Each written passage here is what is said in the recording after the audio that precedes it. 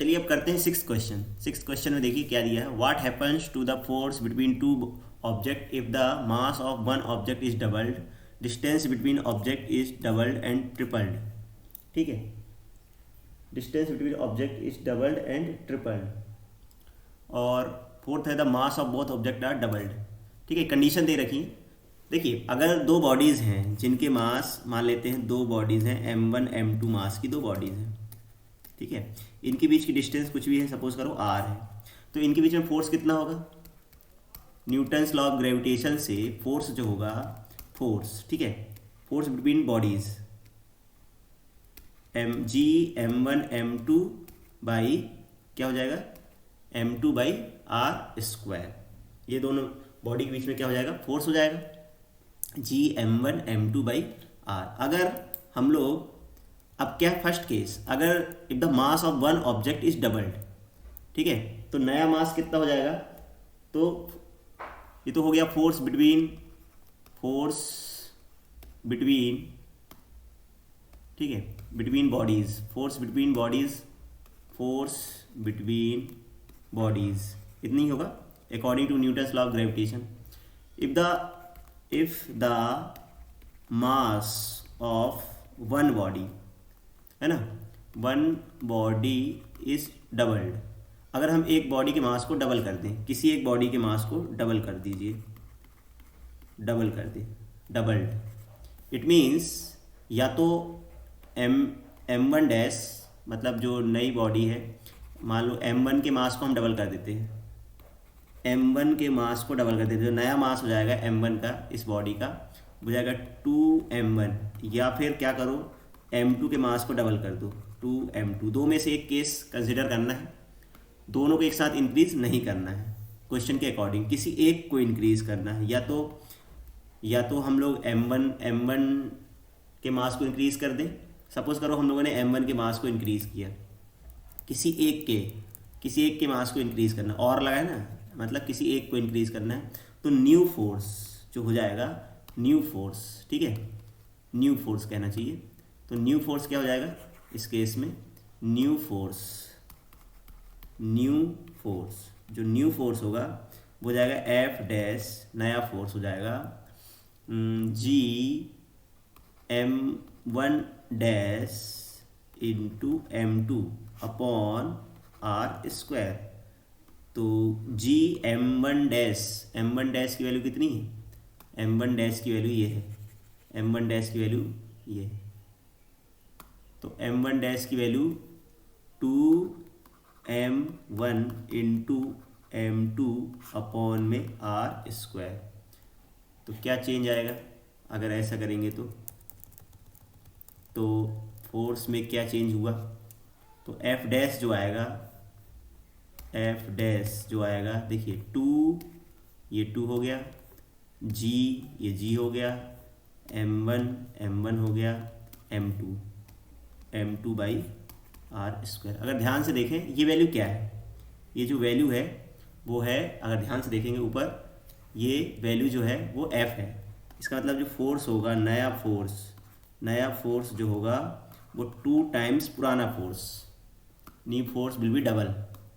अगर हम एक बॉडी के मास को डबल कर देंगे तो जो फोर्स होगा वो कितने टाइम्स हो जाएगा, 2 टाइम्स हो जाएगा। अगर हम किसी एक बॉडी के मास को डबल करेंगे तो फोर्स विल बी डबल्ड, ठीक है। The force between two object will also be double. The mass between two bodies is doubled, अगर हम दो बॉडी के बीच के मास को डबल करेंगे तो force between them will be also doubled, ठीक है, उनके बीच के फोर्स भी क्या हो जाएगा, force will also doubled. If the mass of one body, अगर हम वन बॉडी के मास को डबल कर दें, ठीक है, doubled, if the mass of one body is doubled then force, तो उनके बीच में जो फोर्स होगा, फोर्स विल आल्सो डबल, ठीक है। अगर हम लोग दोनों बॉडी के बीच अगर मास को डबल कर दें, if the mass of one body is doubled then the force between them them also doubled, doubled हो जाएगा। ठीक है, ये इसका चलो चलो। अब इस बात करते हैं इसके सेकेंड पार्ट की। तो फर्स्ट हो गए क्वेश्चन के सेकेंड पार्ट की बात करते हैं। सेकेंड पार्ट में क्या बोला है, if the distance between object is doubled. ठीक है, इसका भी पहला केस है, दो केस दिए। अगर if the distance between them, अगर उनके बीच की डिस्टेंस को हम लोग क्या कर दें, डबल्ड कर दें, मतलब जो नई डिस्टेंस है वो 2r हो जाए। पहले डिस्टेंस r थी, अब डिस्टेंस हम लोगों ने क्या कर दिया, अब डिस्टेंस हम लोगों ने डबल कर दिया। ठीक है, अगर डिस्टेंस को हम लोग डबल कर दें तो क्या होगा, नई डिस्टेंस, तो नया जो फोर्स होगा न्यू फोर्स कितना होगा, न्यू फोर्स, पहले जो फोर्स था वो था Gm1m2। जो पहले फोर्स है F is equal to Gm1m2 upon r square है। तो न्यू फोर्स F डैश अब क्या होगा, है ना, Gm1m2, बीच के डिस्टेंस को अपने डबल कर दिया है, तो यहाँ पे आएगा r डैश का स्क्वायर लिखें या 2r का स्क्वायर लिख दीजिए, एक ही बात है, r डैश का होल स्क्वायर। तो यहाँ पे आएगा Gm1m2 अपॉन 2r का होल स्क्वायर। तो f डैश बराबर Gm1m2 बाई 4r स्क्वायर। इस चीज़ को हम लोग लिख सकते हैं 1/4 Gm1m2 बाई r स्क्वायर। देखिए ये लिखने का दूसरा तरीका है वही चीज़।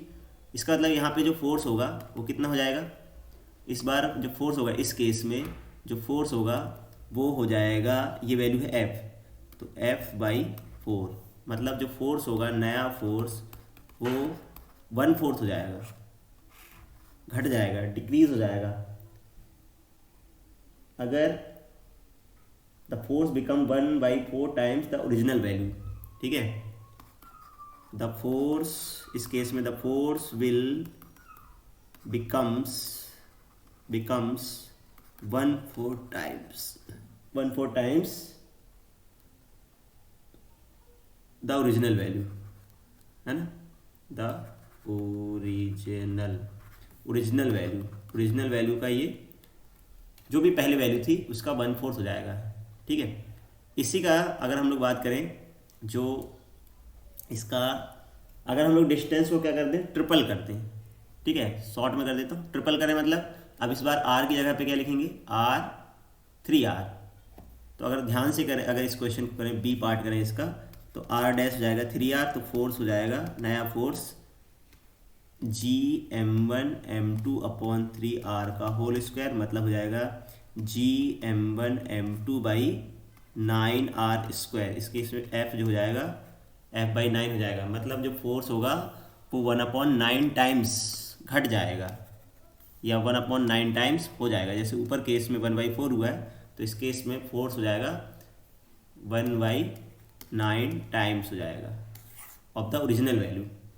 ठीक है, ये बी पार्ट हुआ। अब इसका थर्ड पार्ट जो है हमारे पास, देखिए थर्ड पार्ट क्या है, अगर हम लोग क्या करें, if the mass of each body is double, third part, अगर हम लोग हर बॉडी के मास को डबल कर दें, if the mass of both bodies is doubled, अगर हम दोनों बॉडीज के मास को डबल कर दें, मतलब नया मास m1 का मास हो गया 2m1 और m2 का जो मास हो गया नया मास 2m2, तो फोर्स कितना हो जाएगा, इस केस में न्यू फोर्स जो होगा Gm1 dash m2 dash upon r square. तो g इधर लिखेंगे 2m1, यहाँ लिखेंगे 2m2, यहाँ लिखेंगे r स्क्वायर, मतलब इस बार 2 2 जा 4 Gm1m2 बाई r स्क्वायर। इस केस में जो फोर्स होगा वो कितना हो गया है, इस केस में ये वैल्यू है f की, तो जो फोर्स होगा वो 4 टाइम्स हो जाएगा। इस बार फोर्स विल बी बिकम्स, ठीक है, force will becomes 4 times, 4 times of original value, original value, original value का कितना हो जाएगा, 4 टाइम्स हो जाएगा इस केस में, 4 टाइम्स। आई होप समझ में आ रहा हो। नेक्स्ट क्वेश्चन पे बढ़ते हैं। नेक्स्ट क्वेश्चन हमारे पास है कि what is the importance of universal law of gravitation. देखिए importance, Newton's law of gravitation की इम्पोर्टेंस यही है। तो अगर हम लोग आंसर की बात करें, इसका आंसर हम लोग लिखेंगे, देखिए इसके बहुत सारे इम्पोर्टेंस हैं। देखिए importance, importance of universal law, universal law, universal law के इम्पोर्टेंस क्या है। यूनिवर्सल लॉ का इम्पोर्टेंस तो बहुत सारी चीज़ें हैं। हम अर्थ पर इसी वजह से, क्योंकि अर्थ अट्रैक्ट करती किसी बॉडी को, अब वो अर्थ पे आ जाती है, ऊपर फेंकते हैं, या हम उस पर, हम लोग रुके हुए हैं अर्थ पे, नहीं तो हम लोग अर्थ की ग्रेविटी से बाहर चले जाते, मतलब दूसरे प्लैनेट हमको खींच लेते। तो इसकी इम्पोर्टेंस यही है कि द फोर्स है ना, यही ग्रेविटेशनल फोर्स ही हमको बाइंड करके रखता है, बांध के रखता है। The force which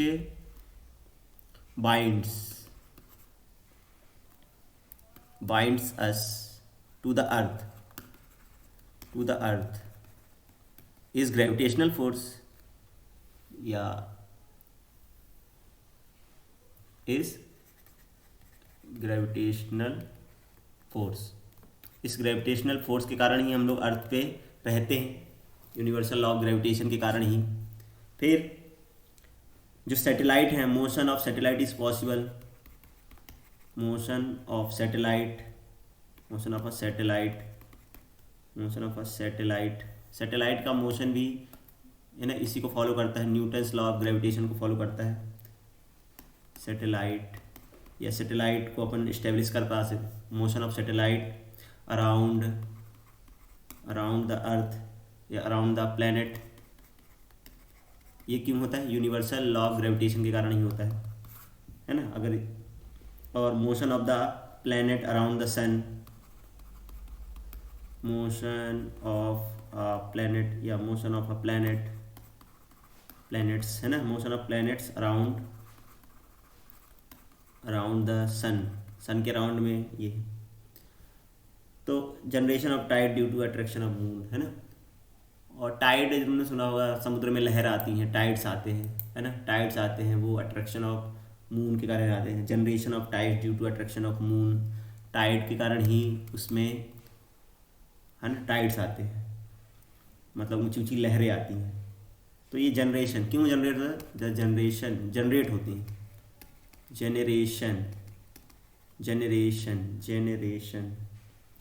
generation of tides, tides generate होते हैं, टाइड्स जनरेट ड्यू टू